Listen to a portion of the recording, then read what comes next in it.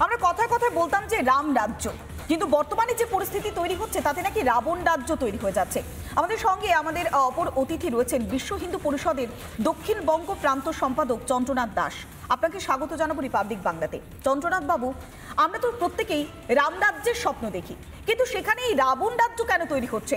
আর রামনবমীর অনুষ্ঠান, রামনবমী পালন করা, এটা কি হিন্দুদের যখন এককাট্টা করছে সেটাতে কি ভয় পাচ্ছে রাজ্যের শাসক দল? দেখুন, আসলে রাজনৈতিক যারা লোক যারা রাজনীতির সঙ্গে যুক্ত, তাদের শুধু একটাই লক্ষ্য থাকে যে আগামী নির্বাচনে আমি কি করে জিতবো, যেন তেন প্রকারণের নির্বাচনে জেতাটাই কাজ।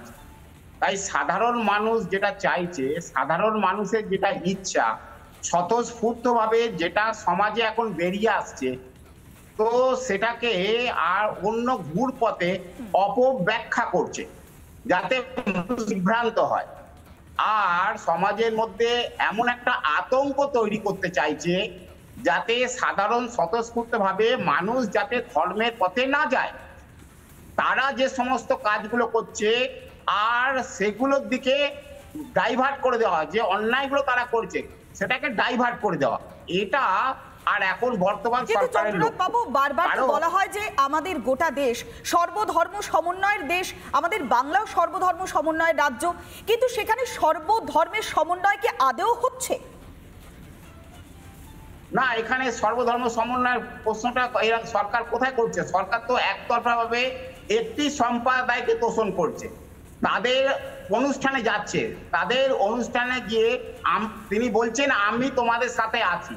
বিষয়টা তো এরকম হচ্ছে, আর একটা সম্প্রদায়কে উপেক্ষা করছে। শুধু উপেক্ষা নয়, তাদের ধার্মিক স্থান আক্রমণ করা হচ্ছে।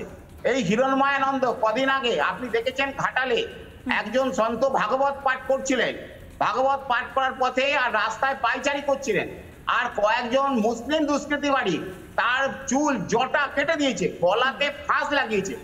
উনি অনেক কষ্টে সেই ফাঁসটা দূরে সরিয়ে দিয়ে বেঁচে গেছেন। আমরা তাকে মেডিকেলে ভর্তি করেছি, ক্রিটিক্যাল ইউনিটে উনি ছিলেন। পরিস্থিতি এত ভয়াবহ, তো সরকারকে জানিয়ে সরকার কোনো ব্যবস্থা নিচ্ছে না। চোরাগোপ্তা আক্রমণ, হিন্দু নেতৃত্বকে হত্যা করার পরিকল্পনা, সরকারকে চিঠি দিয়ে জানিয়েও কোনো ব্যবস্থা হচ্ছে না।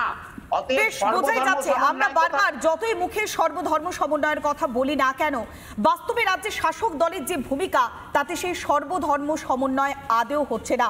আর রামনবমীতে আমরা দেখতে পাচ্ছি বাধা দেওয়া হচ্ছে, ব্যানার পোস্টার ছিঁড়ে ফেলা হচ্ছে। রাম নামে কেন এত অনীহা, রাম নামে কেন এত ভয় পাচ্ছে রাজ্যের শাসক দল, এই প্রশ্নটাই বারবার উঠে আসছে। অনেক ধন্যবাদ, আমাদের সঙ্গে ছিলেন অতিথিরা।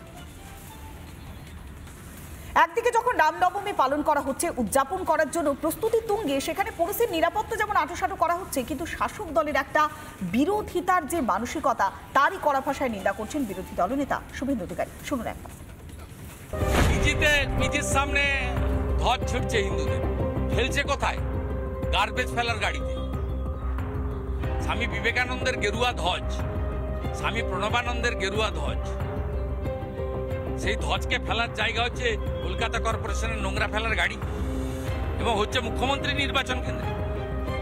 ওই 100 দিনের কাজের লোকদের দিয়ে যেটা করাচ্ছে, চাচা ফিরাদ হাকিম, দাওয়াতে ইসলাম যিনি প্রবক্তা, তিনি করাচ্ছেন এগুলো মমতা ব্যানার্জির নির্দেশে। হিন্দু বিরোধী সরকার। আপনি কোথায় থাকেন? আমি কালকে শুরু করছি রানাঘাট থেকে।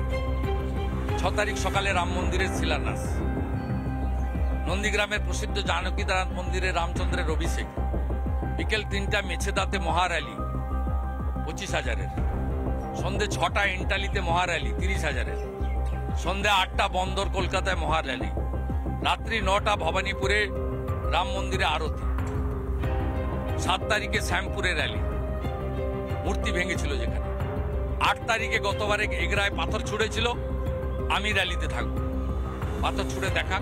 10 তারিখে বসিরহাটে গিয়ে শেষ করব। কলকাতার বিভিন্ন জায়গাতে একটা দেখা যাচ্ছে যে ধ্বজ ছিঁড়ে ফেলা হচ্ছে, যত করবে তত হিন্দু ঐক্যবদ্ধ হবে।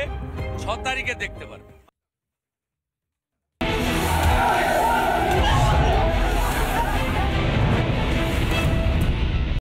নানা ধরনের কন্টেন্ট দেখার জন্য লাইক করুন, শেয়ার করুন আমাদের ফেসবুক পেজ, সাবস্ক্রাইব করুন আমাদের ইউটিউব চ্যানেল। পাশাপাশি অন্যান্য ব্রেকিং নিউজের জন্য অবশ্যই চোখ রাখুন রিপাবলিক বাংলায়।